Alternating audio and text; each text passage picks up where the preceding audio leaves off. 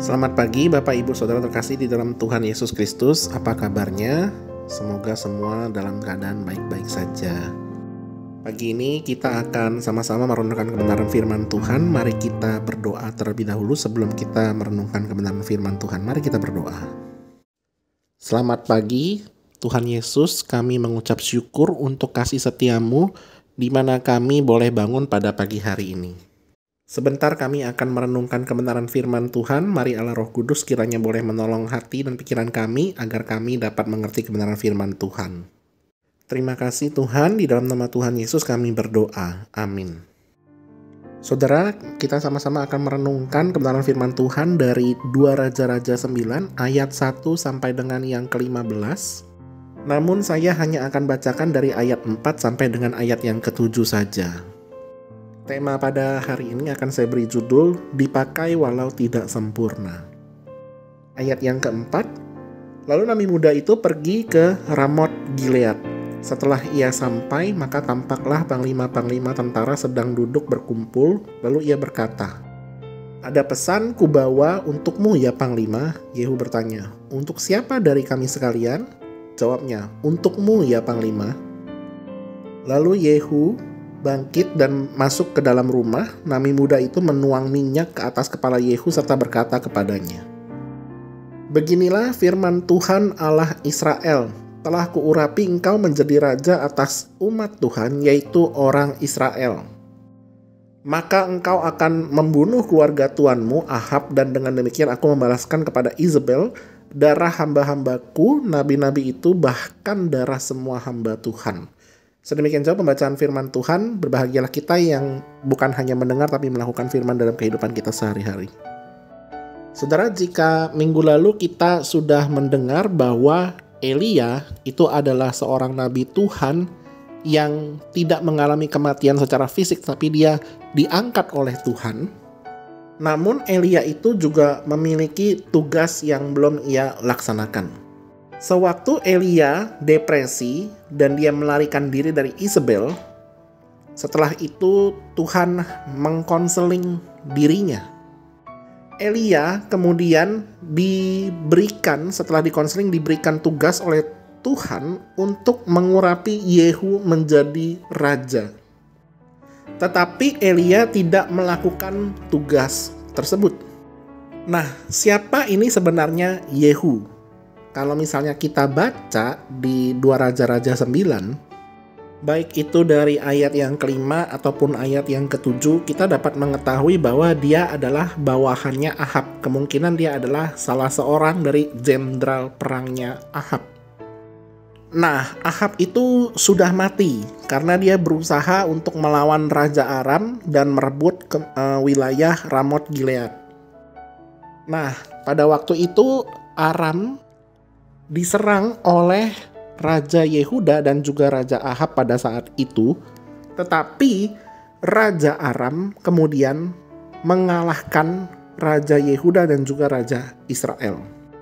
Akibatnya Ahab kemudian mati, dan kali ini ada penyerangan berikutnya dari Ahazia dan juga Yoram, yaitu Ahazia sebagai Raja Yehuda dan juga Yoram sebagai Raja Israel. Mereka kembali melakukan hal yang sama, yaitu ingin menyerang Ramot Gilead, ingin merebut Ramot Gilead dan menyerang Aram. Nah, uniknya saudara, kalau misalnya kita melihat di 2 Raja-Raja 8 perikop yang terakhir, di sana diceritakan bahwa Ahazia dan juga Yoram itu bersama-sama menyerang Aram, kemudian mereka kalah. Lalu kemudian 2 perikop berikutnya dikatakan Yoram dan Ahazia itu dibunuh. Menariknya, di tengah-tengah cerita itu diselingi oleh perikop yang kita baca ini, yaitu Yehu menjadi Raja Israel. Tetapi di sini kita melihat memang secara de facto ataupun de jure, Yehu itu belum naik tahta, tetapi dia baru diurapi menjadi Raja Israel. Di sini pun juga kita melihat bahwa ada campur tangan dari Tuhan, di mana Tuhan menyuruh Elisa untuk mengurapi sebenarnya Yehu. Karena waktu itu yang tadi saya udah katakan, Elia itu tidak mengurapi Yehu. Nah, tetapi menariknya Elisa tidak melakukannya secara langsung. Dia menyuruh seorang nabi muda ke Ramot Gilead, dan setelah mengurapi minyak kepada Yehu, nabi itu cepat-cepat pergi.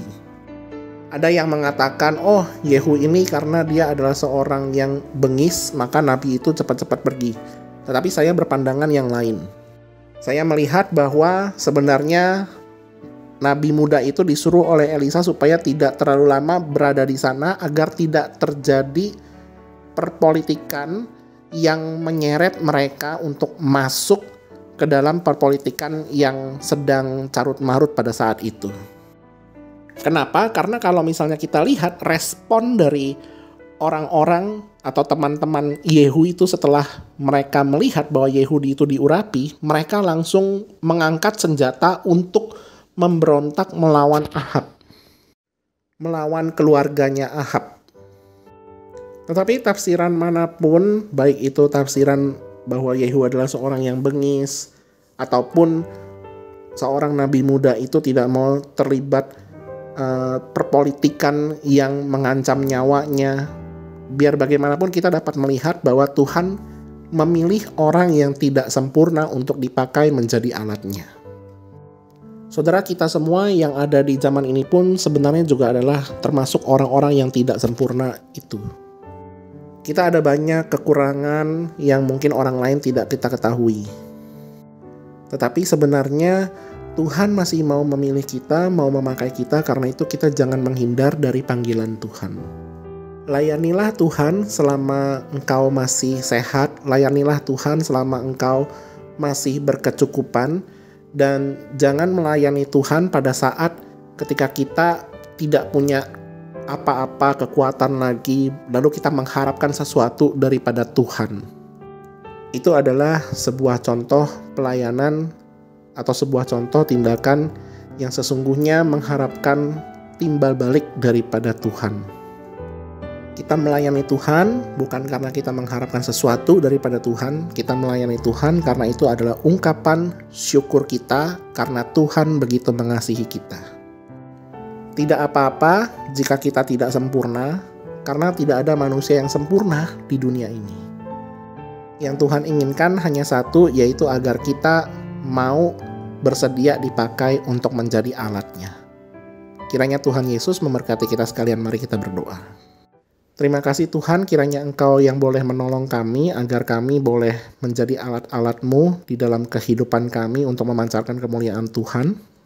Pimpinlah kami juga ya Tuhan, agar kiranya di dalam hari ini kami boleh dapat menjalani hari ini sesuai dengan pimpinan dan kehendak-Mu. Terima kasih Tuhan, di dalam nama Tuhan Yesus kami berdoa. Amin.